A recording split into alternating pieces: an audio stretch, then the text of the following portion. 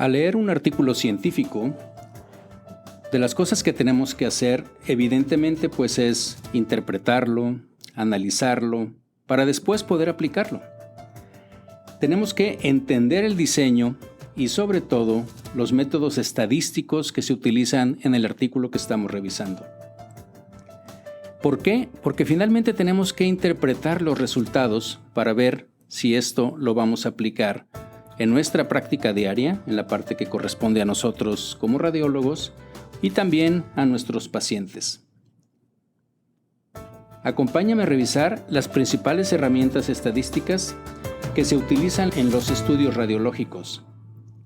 Bienvenidos a Memorándum, un espacio que, como ustedes saben, está dedicado a la revisión de artículos científicos, la mayoría de ellos de radiología, pero en ocasiones tratamos también de otros temas médicos, pero que finalmente impactan en nuestra especialidad, la radiología.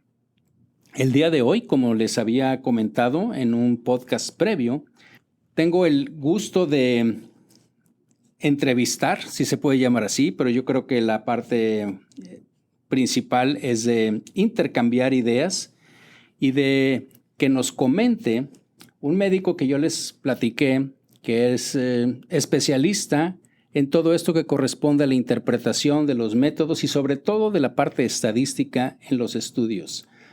Y específicamente le pedí que platicáramos sobre lo que tiene que ver con los estudios radiológicos. Estoy hablando del doctor Francisco Barrera, que es médico pasante del Servicio Social de la Facultad de Medicina de la Universidad Autónoma de Nuevo León. A lo largo de su carrera, a Francisco le voy a llamar Frank, lo conozco desde hace muchos años. Bueno, es un decir de hace muchos años porque él no tiene muchos años, entonces lo conozco desde que era estudiante hace algunos años. Y él siempre ha estado muy involucrado en investigación. Fue miembro del grupo BP Invest, un grupo que tenemos aquí en la Facultad de Medicina, que desde los años muy tempranos en su formación, desde el primero o segundo año de la carrera, aquellos estudiantes que ya están interesados en investigación, pues se inscriben en este grupo. Es un grupo muy activo en cuanto a la investigación y un programa muy estructurado que tenemos aquí en la facultad. Y en este grupo, pues se reciben fundamentos de investigación y análisis estadístico y posteriormente Frank se quedó en la unidad CARE México, que es una representación o una sucursal, una extensión de la misma unidad CARE que tiene la Clínica Mayo en Rochester.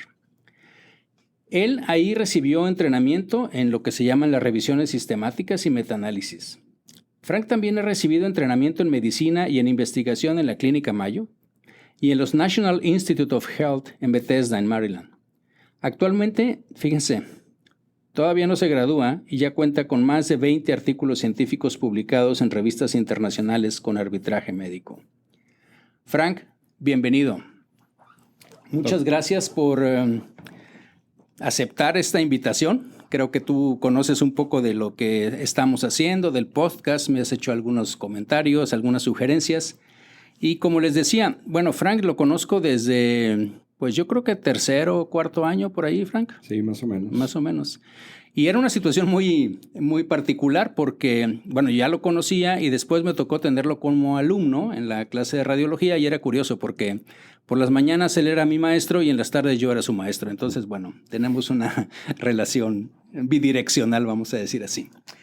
Bien, Frank, pues aquí la parte que nos interesa comentar y es algo que me han sugerido a través de las redes y también mucho en forma directa y a través del WhatsApp, es la de ver cuáles son los métodos estadísticos que más comúnmente utilizamos en radiología.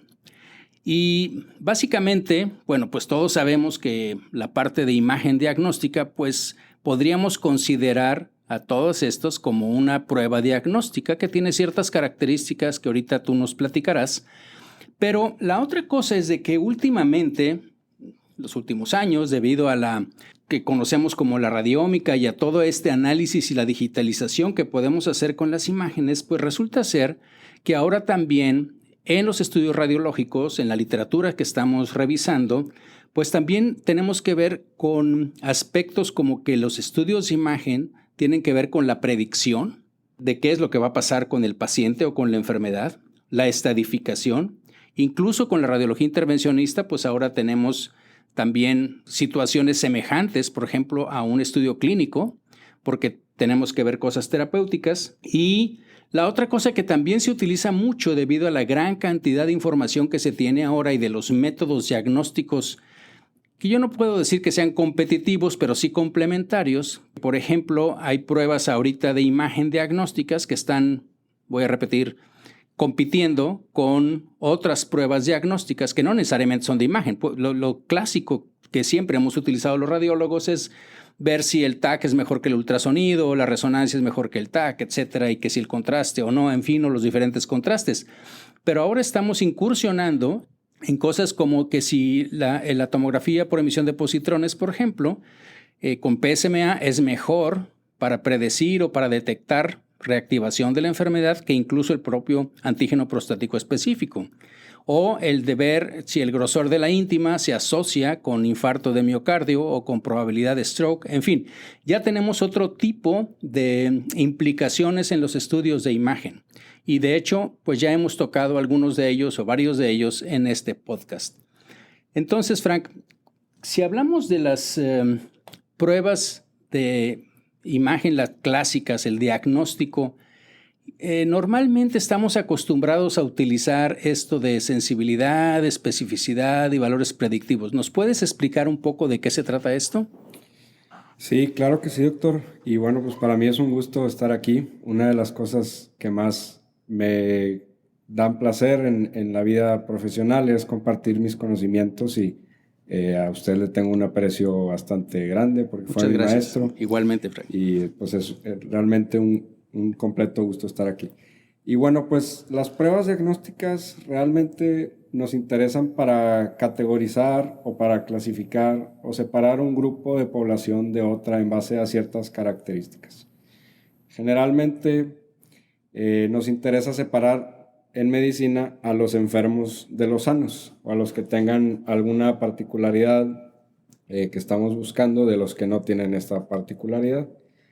Y bueno, como usted lo mencionó, pues existen varias herramientas estadísticas, por ejemplo, sensibilidad, especificidad, los valores predictivos positivos y negativos, razones de verosimilitud y también las famosas curvas ROC, ¿verdad? Que son, yo creo que esos conceptos son los más utilizados dentro de la evaluación de la precisión diagnóstica.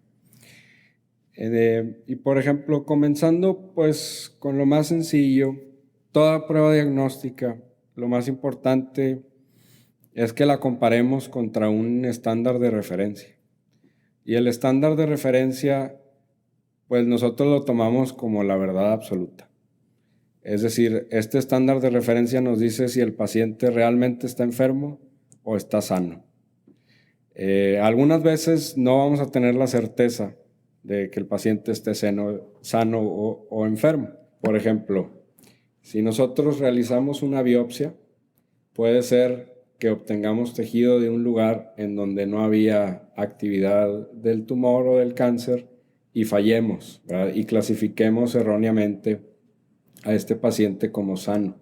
Okay. Sin embargo, la biopsia se podría decir que es un buen ejemplo de un estándar de referencia porque el margen de error es relativamente bajo y nos puede decir con mucha certeza si estamos evaluando una persona sana o una persona enferma, si estamos hablando, por ejemplo, de alguna neoplasia, ¿verdad? Entonces, una de las cosas que necesitamos es el estándar de referencia y la otra es la contraparte, que es precisamente la prueba diagnóstica en la cual nosotros estamos interesados, que puede otorgar ciertos beneficios sobre el estándar de referencia como menor invasión hacia el paciente, un menor costo, ya sea económico o de recursos humanos, o una mayor rapidez diagnóstica que el estándar de referencia. Entonces, se podría decir que siempre estamos evaluando nuevas pruebas. Eso es muy, muy importante, pero una de las cosas o preguntas que me han hecho, Frank, el de decir, bueno, si este es el estándar de oro, el gold standard, el estándar de referencia, como tú lo estás comentando, y esta es una prueba Entonces, ¿no sería que casi por definición nunca esa prueba pudiera ser mejor que esta? Porque si no, ¿cómo vas a decir que lo tiene? Bueno, pues esa es una limitación del diseño, ¿verdad? Y pues realmente la ciencia pues, la limitamos nosotros, ¿verdad? En base a lo que conocemos. Entonces tendríamos que encontrar un mejor estándar de referencia o complementar el estándar de referencia o sumar dos estándares de referencia como para aumentar la certeza de nuestra clasificación de los sanos de los enfermos. Bueno, porque definitivamente yo creo que esto ha sido en la historia de la medicina como una especie de evolución, ¿no? O sea, de alguna manera, alguna vez yo lo comentaba en una plática que esto es como cuando vamos aumentando el zoom, así en esa película que existe donde vamos del zoom out y hasta que llegamos a las galaxias, o el zoom in hasta que llegamos a los átomos y las subpartículas, ¿no? Pero finalmente tú dices, bueno, anteriormente, en el siglo XIV, en el siglo XV, XVIII, pues lo que teníamos como estándar de referencia era el interrogatorio y probablemente la palpación y algunas cosas de observación que tenían los médicos en aquel momento. Y después esto fue cambiando, ¿no? De alguna manera dices, bueno, pues ahora el estándar de referencia pues era una radiografía, después de 1895 que Röntgen sale con las radiografías, o la biopsia.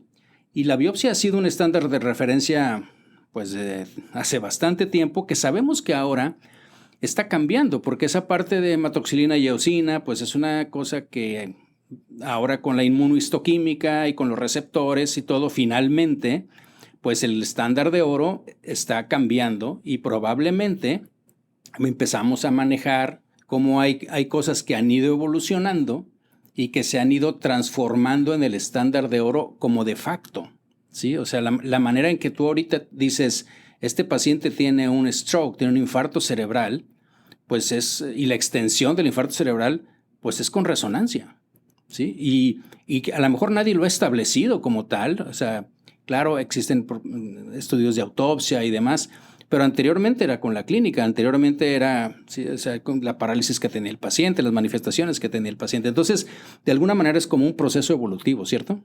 Claro, sí, ha sido una evolución y como usted dice, mientras se van proponiendo nuevas técnicas diagnósticas, en este caso, puede ser que se vayan trasladando algunas opciones que previamente se consideraban las mejores. Bien, entonces, cuando nosotros estamos hablando, por ejemplo, de un TAC, de un ultrasonido, ¿a qué le llamamos sensibilidad?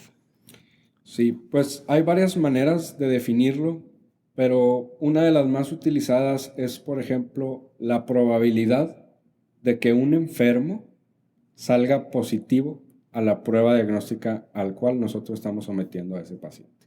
Ok. ¿Y la especificidad? La especificidad es lo contrario, es la probabilidad de que una persona sana salga negativa a la prueba que nosotros estamos. O sea, salga sano. Salga sano, exactamente. Yo es lo que le digo, a lo mejor te has de acordar, la primera clase que doy en rayos X y les comento a mis alumnos, ¿no? Siempre es, ¿cuál es el diagnóstico más difícil que van a hacer? El diagnóstico más difícil cuando llega un paciente es decirle, usted está sano, no tiene nada. Porque pónganse a pensar en eso, ¿no? Definitivamente que muchas veces nosotros como radiólogos, pero como médicos en general, pensamos en una prueba como el ultrasonido o el TAC en un paciente, por ejemplo, que tiene metástasis de un cáncer de colon, ¿no? Que le estamos buscando metástasis de un cáncer de colon, ¿cierto? Entonces tú dices, bueno, pues ahí la sensibilidad del TAC es mejor que la del ultrasonido. Y la sensibilidad del TAC contrastado es mejor que la del TAC simple. Y así podemos irnos creciendo en sensibilidades y demás. Pero el punto es, a lo mejor ciertamente en un paciente que tiene un cáncer de colon y que le haces un ultrasonido y le encuentras 3 lesiones en el hígado, probablemente si le haces un TAC le vas a encontrar 5 o 6, en fin. A lo mejor en resonancia con contraste le vas a encontrar unas pequeñinas que no veías en la tomografía computada. Pero el punto no es ese, el punto es cuando no lo encuentras de entrada, ¿sí? Y cuando tú dices entonces, yo quiero estar seguro que este paciente no es un estadio 4, no es un estadio 3, no tiene metástasis a distancia. ¿Cuál es la mejor prueba para responder esa pregunta? Y ahí entonces sería la especificidad, ¿cierto? Claro, definitivamente. Se podría decir que la sensibilidad es como un guardián.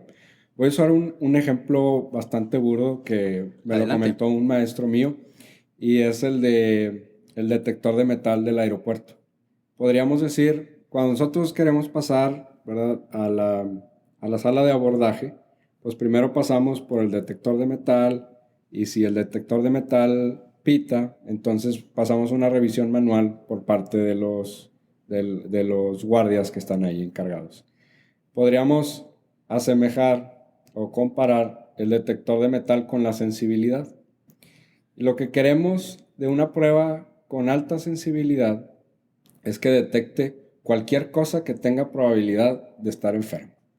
En este caso, el detector de metal, imaginemos que estamos buscando un cuchillo, que una persona tenga un cuchillo. Entonces, el detector de metal va a pitar con cualquier elemento de metal que tenga probabilidad de ser un cuchillo. Que sea metal. Que sea metal. O sea, con cualquier metal. Exactamente. Entonces, lo que nos interesa en una prueba sensible, y que muchas veces la sensibilidad se utiliza como que, o se le da más preferencia en las pruebas de tamizaje, las pruebas de screening, que o cribado, ¿verdad? Que en este caso es un cribado, para ver quién tiene un cuchillo y quién no.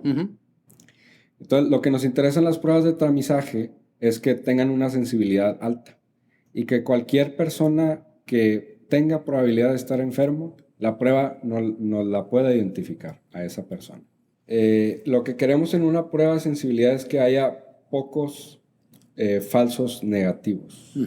Es decir, que personas, ¿a qué le llamamos falsos negativos? A las personas enfermas que no se detecten por la prueba diagnóstica. Entonces lo que queremos en el detector de metal es que las personas con el cuchillo, o que poquitas personas con el cuchillo o con un elemento de metal no suenen. Y lo que buscamos idealmente es que todas las que tengan un cuchillo suenen. Entonces, esto es lo que más nos interesa en una prueba de tamizaje, una alta sensibilidad.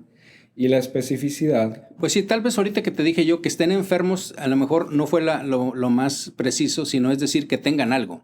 Hablando de lo que estábamos hablando de hígado, ¿sabes qué? Te voy a hacer un estudio que va a detectar cualquier cosa en el hígado, ¿cierto? No necesariamente una metástasis, o no necesariamente. Entonces, te puede detectar un quiste, te puede detectar una piedra, te puede detectar un absceso, te puede detectar fibrosis, te puede detectar muchas cosas, pero no es, o sea, simplemente hay algo anormal, ¿cierto? Claro, definitivamente.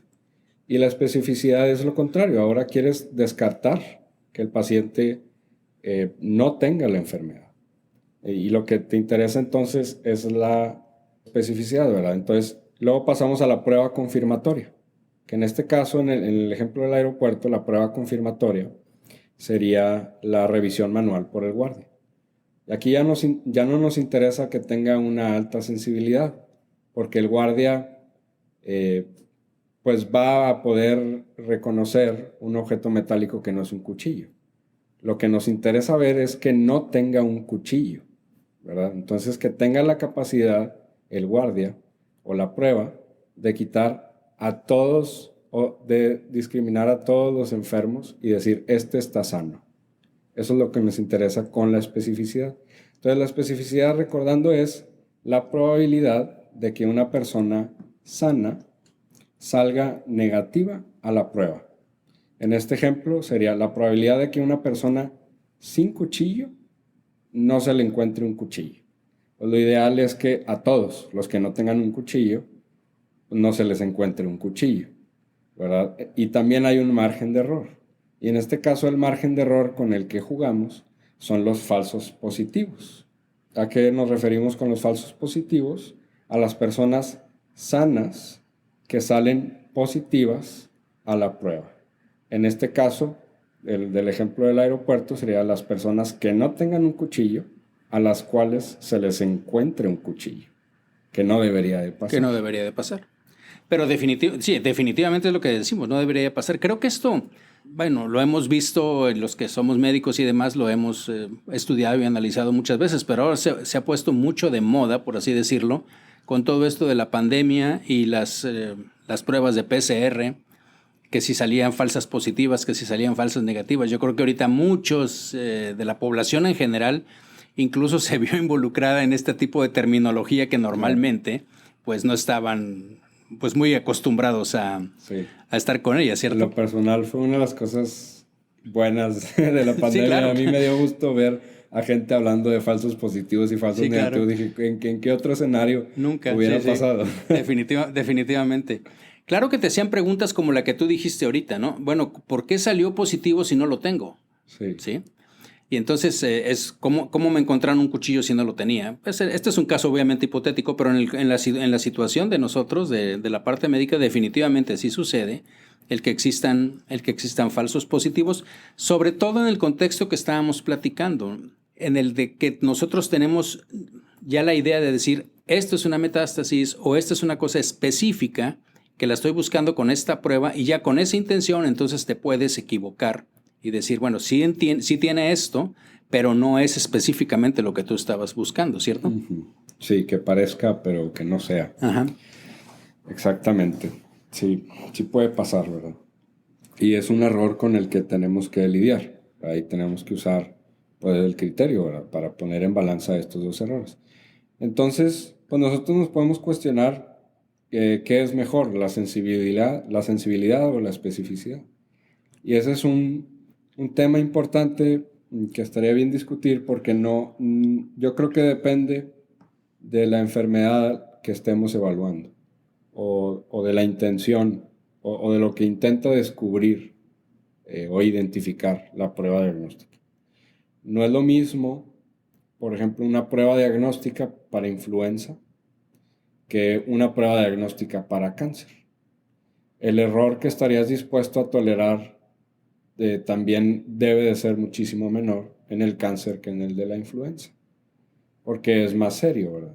Por ejemplo, estaba viendo un estudio en donde se encuestaron a personas, a mujeres que habían pasado por cáncer de mama o que habían tenido cáncer de mama y se les preguntó qué tasa de falsos positivos estarían dispuestas a tolerar para salvar una vida.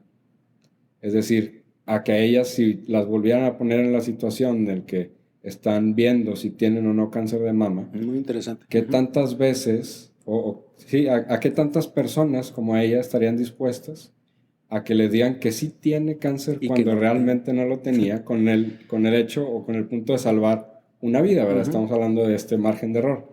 Y resulta que cerca del 70% estaban de acuerdo en que creo que 500 o 600 falsos positivos por una vida salvada. Híjole. Claro que si haces esa misma encuesta en la prueba de la influenza o la prueba o alguna otra prueba con menos importancia, pues a lo mejor no, sí, claro. Uh-huh. No sale igual los números, ¿verdad? No es tan dramático porque pues las consecuencias no son tan severas. Ahora, pero por ejemplo en ese estudio estaría interesante hacer la pregunta a los falsos positivos, porque una cosa es que tú tengas cáncer y que te hagan esa pregunta y que tú digas, no, pues yo sí prefiero que hagan esto, pero a lo mejor si le hubieras hecho la pregunta a la persona que es falsa positiva, te hubiera dicho, no toleraría ni una, porque no saben lo que yo viví, el tiempo, o sea, por esa noticia que tú me diste. Claro. Que esa es una de las partes importantes que yo siempre también reenfatizo, ¿no? Que es el hecho de que pensemos qué es lo que va a suceder con la prueba que nosotros vamos a pedir. Sí, yo lo he comentado varias veces porque tenemos que ver esto también desde el punto de vista del paciente, porque en rayos X es muy común. Me refiero a rayos X con imagenología, ¿no? Sí, que sí, recuerdo que usted lo mencionaba en clase. Sí, es que es bien importante que tú me digas, este paciente, volvemos al ejemplo del cáncer de colon, por ejemplo, que tú me digas, pues, tiene cáncer, ya le hice un ultrasonido y tiene 3 lesiones. Y entonces es muy común que nos manden el paciente otra vez para hacerle un TAC con contraste dinámico y demás. Y entonces cuando hablas con el médico te dice, sí, pues es que pues el TAC es más sensible. Pues sí, pero ¿qué es lo que va a pasar? O sea, lo que va a pasar es que te voy a decir que en lugar de 3 tiene 7 lesiones. Y entonces el paciente, ya ahorita prácticamente todos ellos, ya sea en papel o digitalmente, ven sus resultados. ¿Le vas a cambiar algo? Aparte de deprimirlo, que en lugar de decir que tiene 3 lesiones, tiene 7. O sea, ¿va a cambiar algo el outcome? ¿Va a cambiar algo en el caso particular, muy particular del cáncer de colon, y por eso lo utilizo y por eso digo 3? Bueno, sabemos que hay estudios en donde si quitas hasta 3 lesiones hepáticas puedes tener un cambio en la sobrevida y demás. Pero eso es lo que tenemos que ver, no porque sea más sensible. Si no vamos a cambiar nada más, pues tenemos que probablemente detenernos, porque siempre tenemos que ponernos también pues, del lado del paciente, ¿no? Claro. Oye, Frank, platícame un poco de lo que esto tiene que ver, pero tiene que ver prácticamente con cualquier cosa de la estadística. Si a alguien le preguntas, y me incluyo, oye, ¿qué sabes de estadística? Digo, bueno, la estadística es muy importante, pues lo que sea tiene que tener un valor de P menor de 0.05. ¿Qué es eso? Es lo único que me sé. Sí. Bueno, pues el valor de P es un tema muy controversial últimamente. Ajá. Porque se le está intentando restar importancia porque se le ha dado muchísima más importancia de la que merece. El valor de P es un indicador estadístico como cualquier otro que indica la probabilidad de que la diferencia que nosotros estamos observando sea igual o más extrema de lo cual nosotros estamos diciendo que es. ¿Verdad? Entonces, entre menor sea, es un poco complicado. Mucha gente lo malinterpreta y dice que es la probabilidad de que aceptes la hipótesis nula cuando no debes de aceptarla. Y es un poquito más complicado de eso. Bueno, lo que normalmente comentamos también es el hecho de que tú me digas, cuando tú me dices es que es una P menor de 0.05, por ejemplo en un ensayo clínico y cosas así, es decir, bueno, que tienes una probabilidad menor al 5% de que lo que tú estás encontrando sea producto, ¿sí?, del azar. Claro. ¿Okay? Y que básicamente lo que estás diciendo es que ese efecto, o sea, porque acuérdate que, bueno, ¿qué te voy a decir a ti? Pero acordémonos nosotros que no somos expertos, que finalmente todo esto lo que tiene que ver es demostrar la causalidad, ¿no? O sea, finalmente es causa-efecto, eso es lo que queremos demostrar con estas pruebas. Y cuando hacemos un ensayo clínico, si yo estoy dando una droga, si estoy dando un tratamiento en particular, lo que quiero ver es que ese efecto que yo estoy teniendo, pues no haya sido nada más producto del azar. ¿Okay? Entonces, si me dices tú que tiene una probabilidad del P de 1, quiere decir que el 10% pudo haber sido por azar. Si me dices que tiene 0.05, es que el 5%. Y si me dices que tiene 0.00001, todo el mundo dice, no, pues es buenísimo porque es una 10,000ª posibilidad de que este resultado haya sido por azar, ¿cierto? Claro, sí. Pero estoy de acuerdo contigo. De hecho, nosotros hicimos un Journal Club específicamente sobre el cuestionamiento del valor de P. Por favor, sigue un poco en eso. Sí. Imaginemos que nosotros estamos comparando, agarramos 2 grupos de personas, ¿verdad? Y comparamos la edad, ¿verdad? Y nosotros vemos que el promedio de la edad de un grupo es de 25 personas y del otro grupo es del 30, de 30, perdón, ¿De 25 años y de 30 años. Ajá. En el otro grupo. Entonces, en este caso estamos utilizando la media de las edades para calcular nuestro resultado. Si nosotros calculamos la diferencia de medias, sabemos que es de 5 años en este caso.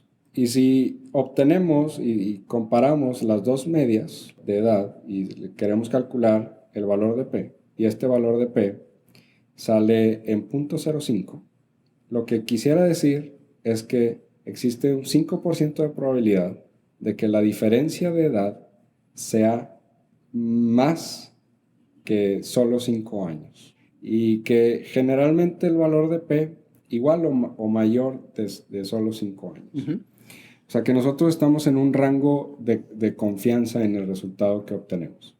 Y el punto de corte que se estableció desde hace mucho tiempo es de 0.05. Y que eso se traduce a una confianza del 95% de que nuestro resultado se encuentra en ese rango que nosotros estamos diciendo que está, con un 95% de confianza. Uh-huh. Sin embargo, ¿verdad? El valor de P muchas veces se complementa de otros valores, ¿verdad? Como el intervalo de confianza al 95% o al 90%. ¿Ese de qué se trata? Platícame. Y por ejemplo, el intervalo de confianza lo que nos dice, en este mismo ejemplo, nosotros sabemos que la diferencia de edad entre los dos grupos es del 5%. De 5 años. De 5 años. Uh-huh. Imaginemos que calculamos el intervalo de confianza al 95%, que este se calcula con base a medidas de varianza de nuestra media y calculamos una medida y esta se la sumamos a la media o se la restamos a la media que obtuvimos desde el principio y obtenemos un intervalo. Uh-huh.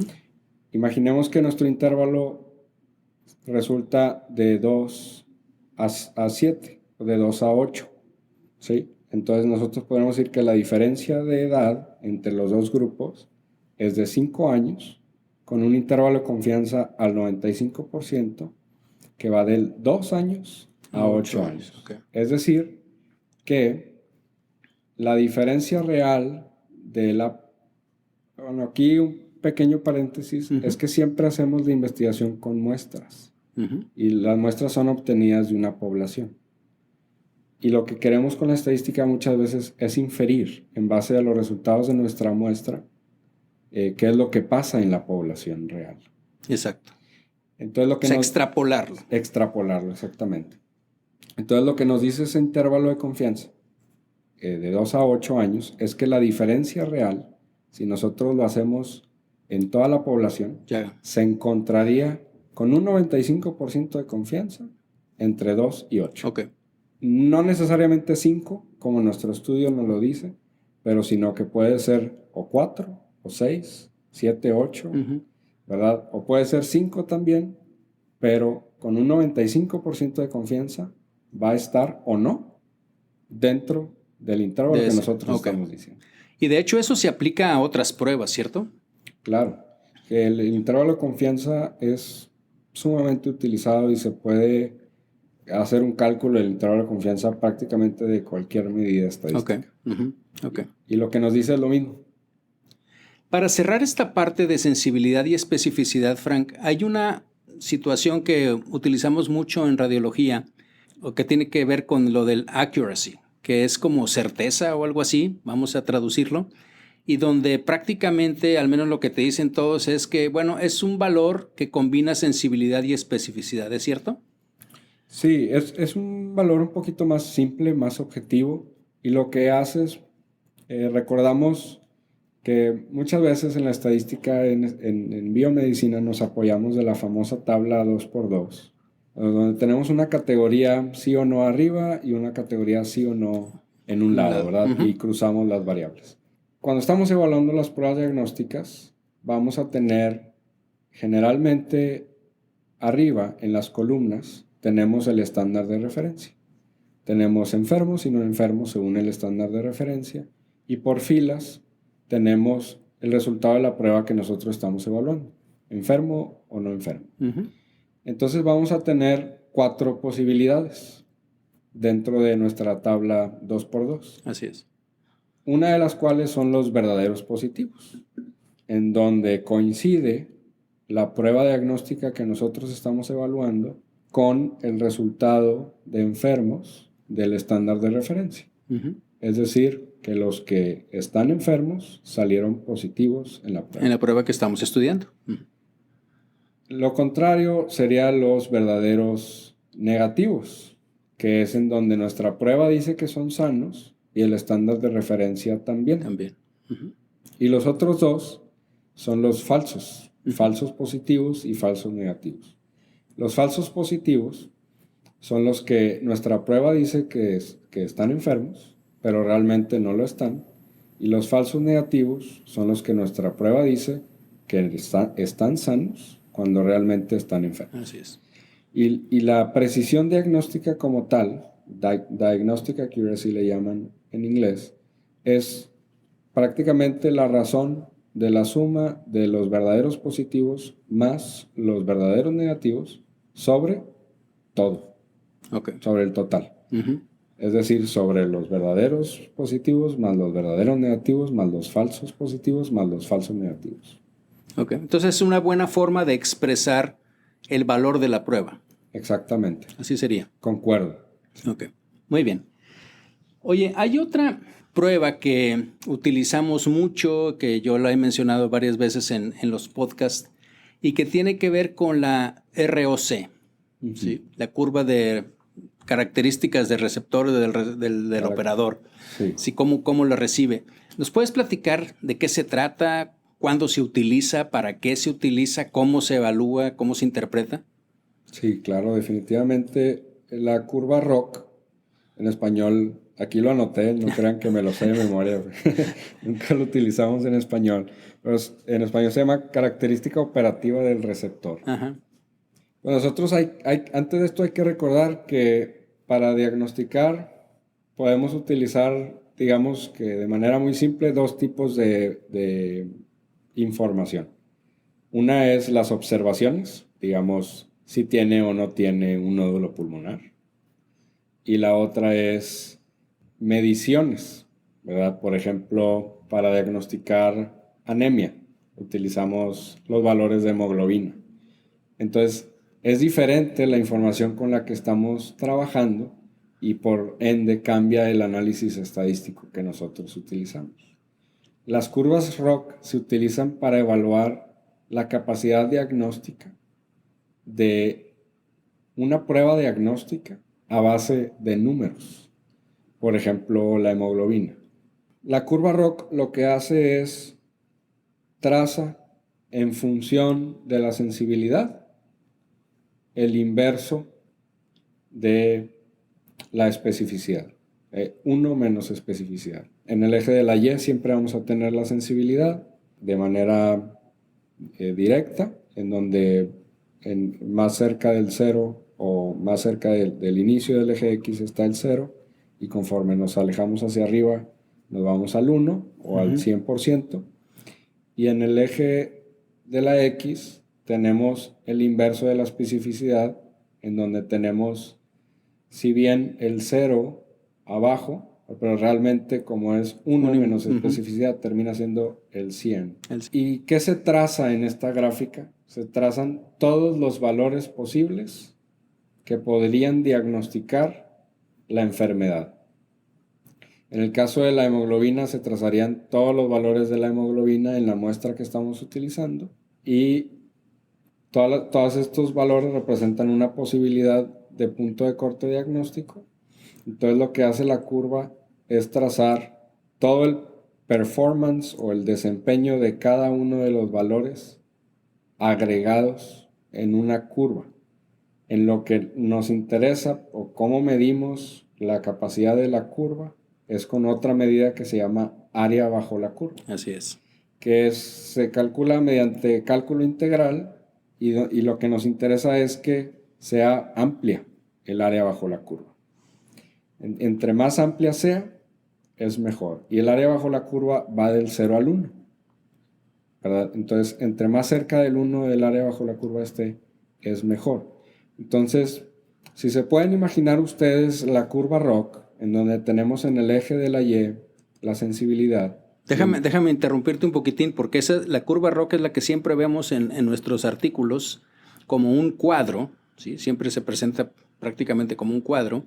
Ya ahorita pues incluso vienen las líneas a colores, generalmente en dos colores, rojo y verde, que es lo que es el estándar con lo que estamos comparando, en fin. Y es esa curva que se va subiendo casi todas, porque las otras obviamente si no funciona pues no lo publican, supongo yo. Pero si hay una prueba que no va a funcionar, pues obviamente que no le hacen artículo, ¿verdad? O no se lo aceptan. Pero son esas en donde la línea se va subiendo, como dice Frank, hacia arriba a la izquierda y luego se extiende hacia la derecha, o sea, como una curva. Y lo que yo entiendo, Frank, es de que si fuera una cosa perfecta, o sea, un 100%, quiere decir que se iría recto, ¿sí? Y el área abajo de la curva, que no sería una curva, sería un ángulo, pero sería todo el cuadro, ¿cierto? Exactamente, sí, sería todo el cuadro. Y entonces... Lo que más nos interesa, así como usted lo mencionó, es que la curva esté lo más pegado hacia la izquierda y hacia arriba. Entre más pegado esté, mayor va a ser el área bajo la curva y mayor va a ser la capacidad diagnóstica. Entonces, cuando nosotros vemos que, por ejemplo, que hace recientemente un podcast que, de hecho, te compartí el artículo, pancreatitis autoinmune, venía un ejemplo de área bajo la curva. Entonces, por ejemplo, aquí algo te digan que es un 80, el punto 86, quiere decir que se acerca mucho al 1, ¿cierto? Digamos que sería como un 86% de ese cuadro que está abajo de la curva, ¿cierto es? Correcto, sí. Sí, es un artículo, ¿verdad? Que aquí lo tenemos y, por ejemplo, ellos comparan los valores de ADC Ajá. contra la inmunoglobulina G4 para diagnosticar pancreatitis autoinmune. Entonces, aquí estoy viendo las imágenes que ellos reportan en este artículo y vemos que, por ejemplo, hay dos líneas, una roja y una azul, en cada una de las imágenes, ¿verdad? Y estas son las curvas ROC precisamente para ADC y para la otra prueba diagnóstica contra la cual están comparando. Uh-huh. Y podemos ver que en algunos se asemejan y en otros el ADC es mayor. ¿Y cómo sabemos que es mayor? Pues se acerca más hacia arriba y hacia la izquierda. A la esquina superior izquierda. A la esquina superior izquierda. Okay. Uh-huh. Entonces el área bajo la curva, debajo de esa curva, es mayor, ¿verdad? ¿Qué significaría si tuviéramos ese mismo cuadro de una curva ROC o ROC y que la línea fuera recta, de abajo a la izquierda, arriba a la derecha? Sí, pues prácticamente que una moneda al aire diagnostica. Ajá, exactamente. O sea, sería el 50%. Sí, no sé, es básicamente porque pues aquí tenemos que imaginarnos las cosas, ¿cierto? Entonces, imagínense que de ahí lo que queda abajo de esa línea, pues es el 50% del cuadro. O sea, es un triángulo que es el 50%. Y entonces, básicamente, como dice Frank, pues es tirar una moneda al aire porque la prueba sería, pues puede ser positiva, puede ser negativa. Sí, okay. Sería lo mismo aventar una moneda al aire. Exactamente. Bien, en esta... siempre y cuando un lado de la moneda no pese más que otro. Exacto, como en algunos lugares. Que esa parte es lo que es por parte del investigador, que siempre tenemos un poco el corazón en nuestra prueba, ¿no? Pero bien, y en esta prueba, Frank, también se aplica lo de el intervalo de confianza, también se aplica eso y cómo se interpreta. Sí, generalmente se le calcula el intervalo de confianza al área bajo la curva. Y como lo comentábamos hace rato, pues siempre hacemos investigación con una pequeña muestra de la población.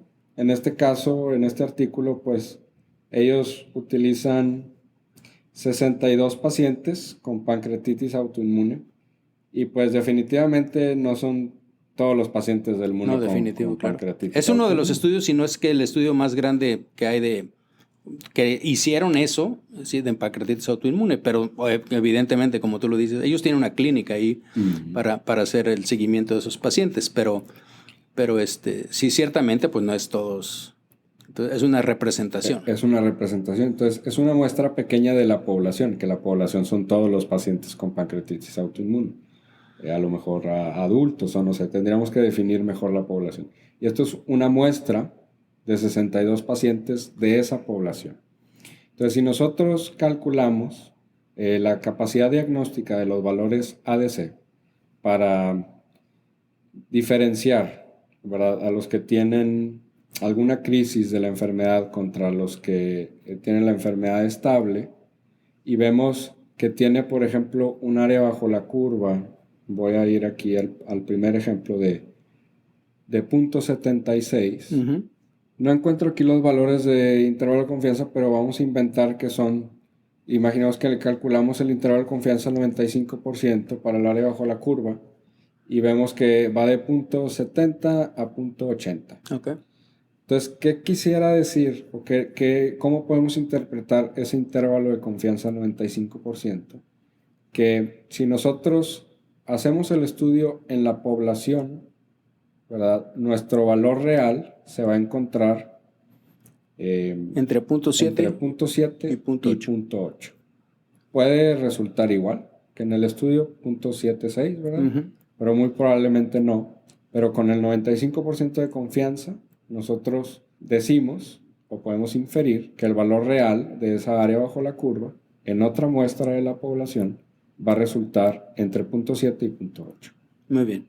Déjame hacerte una pregunta que ahorita que hiciste la introducción de las curvas ROC, mencionaste algo que era, dijiste, tiene que ser con observación, ¿cierto?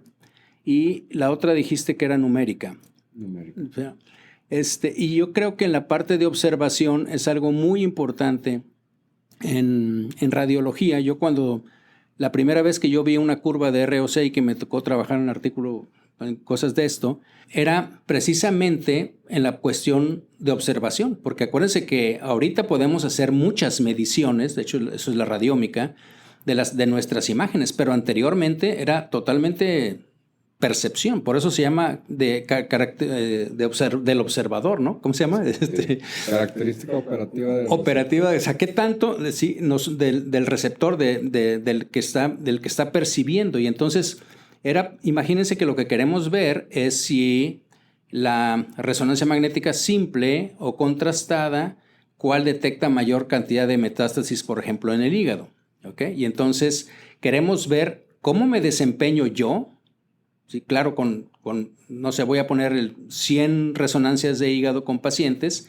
¿Cómo me desempeño yo identificando esas lesiones aleatoriamente? Es decir, me van a mostrar todas las imágenes y yo voy a decir aquí tengo 5, aquí tengo 3, aquí tengo tal, aquí tengo tal. Y después me van a comparar conmigo mismo y luego también se las van a presentar a alguien más. Y eso es lo que se utiliza, así es, ¿no, Frank? Para lo que es la parte intraobservador e interobservador. ¿Puedes comentar algo al respecto? Sí, definitivamente otra de las medidas que se utilizan para, en este caso, evaluar el acuerdo interobservadores y que nos hablaría realmente de la fiabilidad de esas observaciones, ¿no? Y de qué tan reproducibles son esas observaciones entre diferentes observadores. Son otras medidas que, como usted menciona, son medidas de acuerdo interobservador o intraobservador. La medida de acuerdo interobservador es cuando tenemos dos observadores que pueden ser de las mismas características o de características diferentes, por ejemplo, el maestro contra el residente. Claro.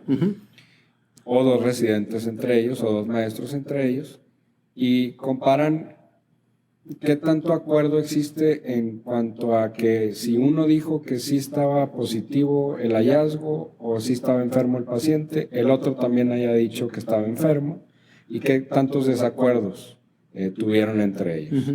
Que si uno dijo que estaba enfermo y el otro dijo sano, para eso sería un desacuerdo, ¿verdad? Entonces, entre más acuerdo haya entre observador, sería más reproducible esta medida para poder utilizarla como prueba diagnóstica en otros escenarios y con otras muestras de pacientes, etcétera, ¿verdad? Y la otra es la variabilidad, el acuerdo intraobservador, que ese es cuando, imaginemos que yo estoy haciendo un estudio y yo soy un residente de radiología y quiero diagnosticar nódulos pulmonares y observo una muestra de 1000 radiografías, ¿verdad? Y después vuelvo a observar esas 1000 radiografías un año después, ¿sí? O un tiempo razonable en el que... No, te voy a decir lo que es clásico. Lo clásico, que hay muchos estudios de eso, es cómo interpretas el lunes y cómo interpretas el viernes.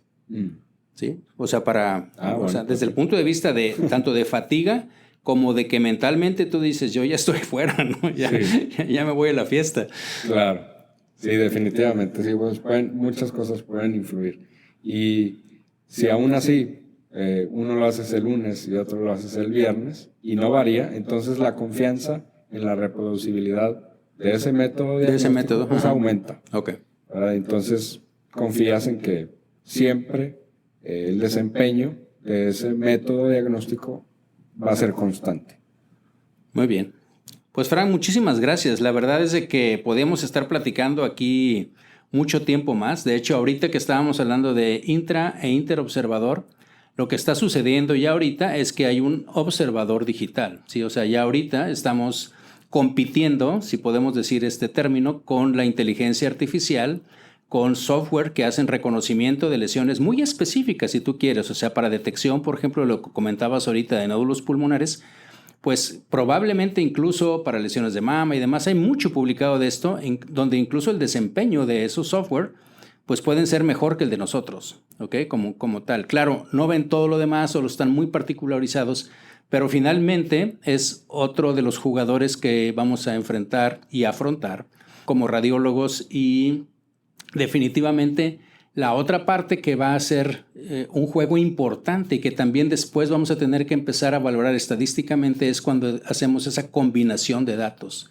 O sea, todo lo que está en las imágenes, la expresión genética, lo que está en el expediente clínico electrónico, el ambiente, la genómica, en fin, toda esa cantidad de datos que finalmente vamos a tener que empezar a comparar cuál es el que o qué combinación es la que nos va a dar el mejor diagnóstico o el mejor, en este caso, como es la mayoría de las veces, pronóstico, y eso es lo que se basa en la medicina personalizada.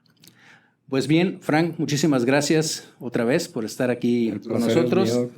Les agradezco mucho a todos ustedes su atención y nos escuchamos en la próxima.